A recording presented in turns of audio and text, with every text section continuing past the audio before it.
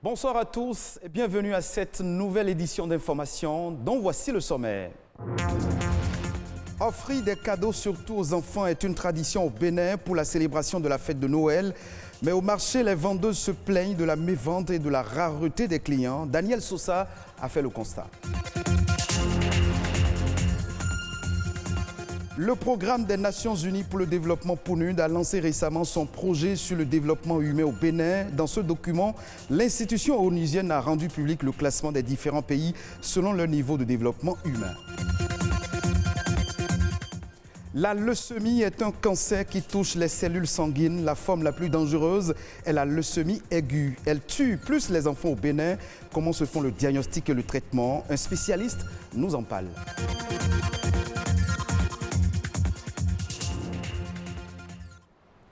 À quelques jours de la fête de Noël, les enfants sont dans l'attente des cadeaux de fin d'année, comme c'est le cas en cette période de l'année. Ainsi, à Cotonou, des stands de vente de jouets sont installés un peu partout pour permettre aux parents d'acheter des présents à leur progéniture.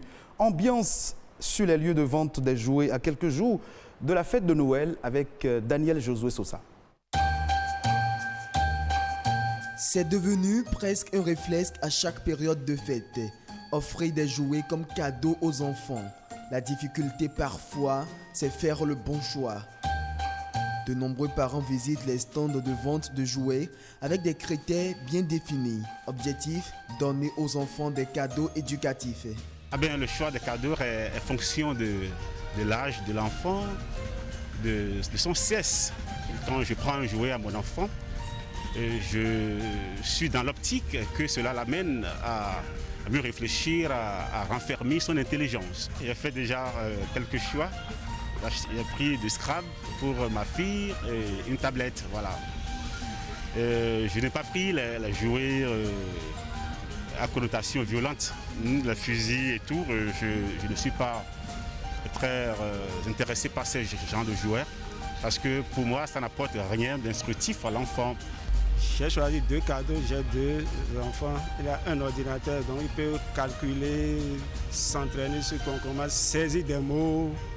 L'autre jeu, c'est par rapport aux prononciations des lettres, parce que la petite, elle est saisie encore, donc c'est par rapport à l'apprentissage des lettres. Dans ce stand de vente, il n'y a pas grande affluence. Pour ses parents, cela est dû au prix élevé des jouets. Mais n'empêche, l'achat des cadeaux pour les enfants est indispensable. Sur le terrain, on voit qu'il n'y a pas d'affluence comme d'habitude. On voit que les cadeaux sont un peu chers. Il y a de très, très jolis jouets, seulement que les prix repoussent légèrement. Mais ce qui est sûr, eu regard à notre environnement, la sociologie et tout, on ne peut pas ne pas se plier en 4 pour satisfaire à ces genres d'exigences. Nos enfants auront les jouets, quoique les prix soient élevés. Une situation qui inquiète Fille Salade malgré l'abondance de nouveaux jouets. Nous avons des voitures télécommandées, des drones, des avions, des jeux éducatifs aussi. Nous avons des jeux d'assemblage et tout. Les clients ne viennent pas comme on a l'habitude de voir. On remarque que les clients trouvent que tout est cher. On n'est pas sûr de couler le peu de marchandises qu'on a, donc ça craint. Un constat qui intervient dans une année marquée par la crise liée au coronavirus. Le rapport mondial sur le développement humain pour le compte de l'année 2020 est officiellement lancé. Ce rapport résume les mesures audacieuses prises pour réduire l'immense pression exercée sur l'environnement. Initié par le programme des Nations Unies pour le développement PNUD, le rapport sur le développement 2020 est intitulé « La prochaine frontière, le développement humain et l'anthropocène ». Émile Azokota et Jules Akoikou. Il y a de cela 30 ans que le programme des Nations Unies pour le développement PNUD a créé une nouvelle façon de concevoir et de mesurer le progrès. Au lieu d'utiliser la croissance du produit intérieur brut PIB comme seul indicateur de développement, l'institution internationale a classé les pays selon leur niveau de développement humain. Et c'est à juste titre que le rapport sur le développement humain est publié tous les ans. Celui de 2020 est intitulé « La prochaine frontière, le développement humain et l'anthropocène ». Le rapport renseigne que de nombreuses inégalités dans le développement humain se sont accentuées et continuent de s'accroître. Les bouleversements de la planète, en l'occurrence le changement climatique, ne fera que les aggraver. La mobilité sociale est en baisse. L'action collective en faveur de la lutte contre le changement climatique devient plus difficile dans un contexte de fragmentation sociale. Le rapport soutient qu'en basant le développement humain sur le respect des exigences de la nature, nous relevons 3 défis à l'ère de l'Anthropocène. Premièrement, l'atténuation et l'adaptation au changement climatique. Deuxièmement, la protection de la biodiversité. Et troisièmement, le bien-être pour tous. Il faudra intégrer le développement humain, y compris les systèmes socio-économiques, dans les écosystèmes et la biosphère, en s'appuyant sur une approche systémique des solutions fondées sur la nature. Le rapport sur le développement humain 2020 conforte l'idée selon laquelle la capacité d'agir et l'autonomisation des individus sont autant de clés qui enclencheront les transformations nécessaires pour vivre en équilibre avec la planète dans un monde plus équitable. Pour les autorités béninoises, le rapport 2020 est réluisant. Le Bénin a progressé de 5 places dans le classement mondial, basé sur la qualité de développement humain. Notre pays est devenu le premier en termes de développement humain au sein de l'espace UEMOA et 3e dans l'espace de la CEDEAO, derrière le Cap-Vert et le Ghana. Les politiques et actions du gouvernement ont permis d'observer une forte croissance économique de plus de 6% ces dernières années. Selon le rapport, le coefficient d'inégalité humaine pour le Bénin est égal à plus de 36%. Un rapport qui suggère donc l'allègement des pressions planétaires, ce qui va permettre à chacun de s'épanouir. Parlons santé à présent. La leucémie est un cancer des tissus responsable de la formation du sang dans l'organisme humain. Cette maladie débute habituellement par une anomalie dans la moelle osseuse. Au Bénin, la leucémie aiguë tue plus chez les enfants que chez les adultes. Là, c'est un bon diagnostic, existe-t-il? De quel traitement dispose-t-on aujourd'hui? Romaric Massy, hématologue au Centre national hospitalisation et université CNHU, parle du diagnostic et du traitement de la leucémie aiguë. La leucémie, sous-entendu la leucémie aiguë, qui est la forme la plus aiguë des leucémies, existe au Bénin. Cette pathologie touche aussi bien les enfants que les adultes. Il faut savoir qu'en matière de cancer des enfants, les leucémies aiguës représentent à peu près le tiers, 30 à 40% des cancers pédiatriques. Et donc, ces pathologies tuent aussi bien les enfants que les adultes. Nous avons la possibilité aujourd'hui de pouvoir faire un certain nombre d'examens, les tout premiers, très rapidement, qui vont nous donner les premiers éléments en faveur de leucémie. Les données que nous avons aujourd'hui sont des données du CNHU, notamment du service d'hématologie, où nous avons fait le premier point du semestre de 2019, le premier semestre de 2019, où nous étions déjà à 80 cas de cancer de sang globalement, dont 20 cas de cancer de sang pédiatrique, ce que nous appelons la leucémie aiguë. Lorsque vous faites le diagnostic de votre patient, vous avez des éléments pronostiques que vous allez rechercher, qui vont vous permettre de classer votre patient. Quand votre patient est classé, en fonction du type de pathologie qu'il a, il va pouvoir être traité par ce que nous appelons un protocole thérapeutique. Vous avez tout un investissement pour tout ce qui est la supportive care, parce que le patient va avoir besoin d'être traité pour des syndromes infectieux au cours de son traitement, donc il aura besoin d'un certain type d'antibiotiques qui sont suffisamment chers. Ce patient aura besoin d'une certaine nutrition au cours de son traitement. Il va falloir investir là-dedans. Ce patient aura besoin d'être transfusé, aussi bien en globules rouges qu'en plaquettes. Ça demande de l'investissement. Le traitement d'un cancer ne peut pas être l'apanage du patient lui seul. C'est toute une organisation qui doit se mettre derrière ce patient-là et pouvoir l'aider à pouvoir vaincre ce cancer-là. Dans la suite de cette édition d'information, Nadège Omoladesani nous propose une compilation de quelques informations au plan national. C'est à travers la Nation en bref et en images.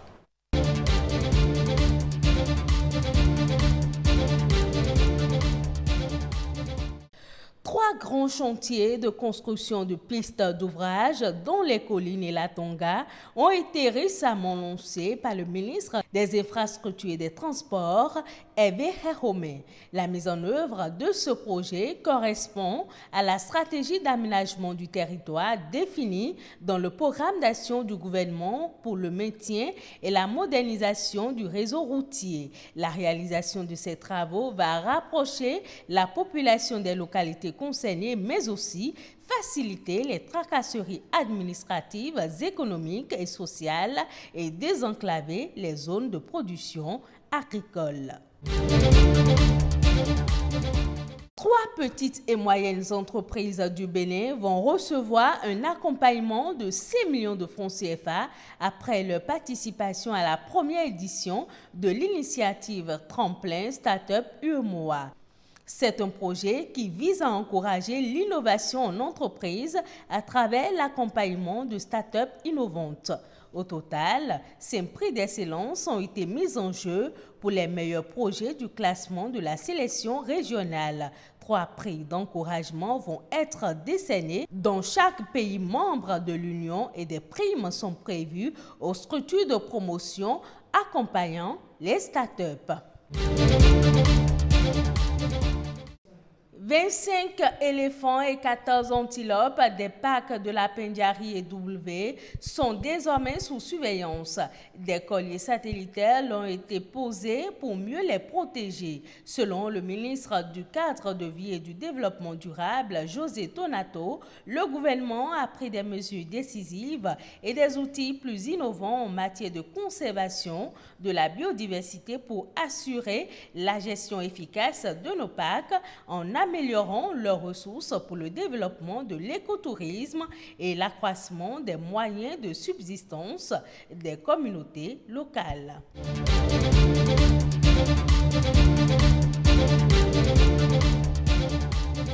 Football, le Bénin envisage un championnat professionnel à 40 clubs. Une nouvelle réforme qui a été présentée en Assemblée générale au président des clubs. Plusieurs autres décisions ont été prises au cours de cette réunion, entre autres la fixation salariale qui sera désormais de 180 millions de francs CFA par club et la limite de 6 joueurs étrangers par club.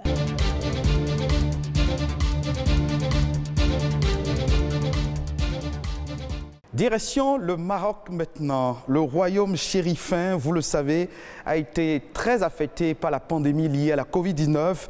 Aujourd'hui, avec l'accalmie, le tourisme marocain tente de se relancer. Le pays a ouvert ses frontières au tourisme religieux, un moyen selon l'Office national du tourisme pour redynamiser le secteur touristique à l'agonie. Le reportage pour plus de précision. La mosquée Hassan II de Casablanca, une forteresse faisant face à ces vagues qui s'écrasent sans cesse contre ses flancs, conçue pour supporter la furie de la mer. Ce lieu, symbole de la vitalité de l'islam en terre chérifienne, constitue l'une des plus grandes attractions du tourisme religieux au Maroc. Sa particularité, c'est son style mauresque, c'est sa grandeur et sa magnificence, parce qu'elle a été conçue avec les mains des artisans du Maroc. Tous les Marocains avaient participé, que ce soit avec l'argent ou leur savoir-faire, pour créer la plus belle, la plus grande mosquée du monde, la plus grande mosquée du Maroc, la 3e du monde, dotée du plus haut minaret, qui culmine à plus de 210 mètres, dotée d'un rayon laser qui indique la direction de la Mecque. 105 000 fidèles peuvent prier en même temps. 80 000 fidèles à l'intérieur et 20 000 à l'extérieur, avec 5 000 femmes à l'intérieur dans leur mezzanine. Cette mosquée, avec son musée, sa bibliothèque, est devenue un passage obligé pour tout visiteur de la ville mythique de Casablanca, une ville carrefour, capitale économique du Royaume du Maroc. En 2019, elle avait reçu presque 1 million de personnes, parce que ce n'est pas seulement à l'intérieur de la mosquée. La mosquée, l'esplanade et toute la région et toute la zone ici étaient occupées par les fidèles qui viennent de toutes les parties du Maroc. Et puis encore, c'est la seule mosquée ouverte aux non-musulmans. Alors tous les touristes qui font le Maroc et de passage à Casablanca, ils visitent la mosquée de Hassan II. On peut dire que quelques 100 000 touristes par mois. Si Casablanca, une ville attractive, est connue pour sa mosquée, ses marchés et son commerce dynamique et florissant, elle l'est aussi pour ses sites exotiques ayant servi de base de retrait à travers ce vieux bâtiment construit dans les années 40 pour abriter la communauté juive persécutée en Occident pendant la Seconde Guerre mondiale. Un bâtiment en ruine qui suscite toujours l'intérêt des visiteurs. Casablanca, c'est aussi sa belle corniche aménagée suivant la volonté du roi pour permettre à toute la population d'accéder à la mer, un littoral au décor splendide qui force le regard de plus d'un. C'est sur ce reportage qui nous invite au tourisme religieux au Maroc que se referme cette édition d'information. Merci de votre fidélité. Retrouvez ce journal en replay sur le site de l'ORTB, www.ortb.bj.